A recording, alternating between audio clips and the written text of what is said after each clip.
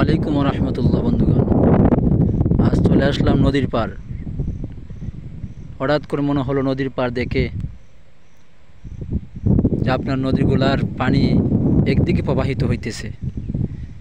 এই যে নদীর পানিগুলা একদিকে যাইতেছে, এই পানিগুলা কিন্তু রিটার্ন আর ফিরে আসে না। যে পানিগুলা চলে যায়, এই পানিগুলো আর রিটার্ন আসবে না।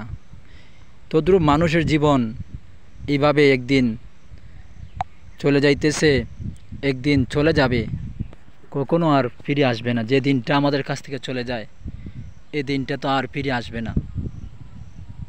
পানি যেভাবে চলে যাচ্ছে আর আসবে না ফিরে, এই পানিগুলা কোথায় যাচ্ছে, বিলীন হয়ে যাচ্ছে, আর ফিরে আসবে না। ঠিক মানুষের দিন একটা দিন চলে যায়, একটা দিন তার কাছ থেকে বিদায় নিয়ে চলে গেল, আর কোনোদিন এই দিনটা ফিরে আসবে না। যতই আফসোস করুক, যতই বেদনাদায়ক হোক, যতই আনন্দদায়ক হোক, দিনটা আর আসবে না। এজন্য আমাদেরকে অবশ্যই যে কাজের জন্য আমাদেরকে আমাদের মালিক পাঠিয়েছেন, ওনার কতটুকু কাজ করলাম, আমরা দুনিয়ার জন্য কতটুকু সময় দিলাম, এই মালিকের জন্য কতটুকু সময় ব্যয় করলাম, পরিবার পরিজনের জন্য কতটুকু সময় ব্যয় করলাম, এটা আসলে আমাদের হিসাব করতে হবে। আমাদের ওইভাবে দিনগুলা চলে যাচ্ছে, এই দিনগুলো আর কখনো আপনি আমি ফিরে পাবো না।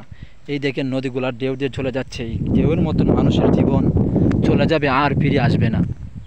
আমাদের মধ্যেও অনেক স্মৃতি আছে, নদীর অনেক স্মৃতি আছে, এগুলো চলে যায় আর আসে না ফিরে। আমাদের জীবন একদিন শেষ হয়ে যাবে, বিলীন হয়ে যাবে, কিন্তু আমরা আর ফিরে আসবো না। এই ক্ষণিকের দুনিয়াতে কিছুদিনের জন্য আমরা আসছি, এজন্য নিজের জীবনটাকে আমরা রাসূলের সুন্নত দিয়ে সাজাই এবং আল্লাহর হুকুমের উপরে চলি। তাহলে আমাদেরকে স্মরণীয় হয়ে থাকবে, আমাদের জীবনের ইতিহাসগুলো স্মরণীয় হয়ে থাকবে। এজন্য বন্ধুগণ, জীবনকে সুন্দর করে সাজান, রাসূলের সাজে সাজান, তাহলেই আপনার আমার জীবন সম্মানিত হবে এবং উপকারিত হবে। আসসালামু আলাইকুম।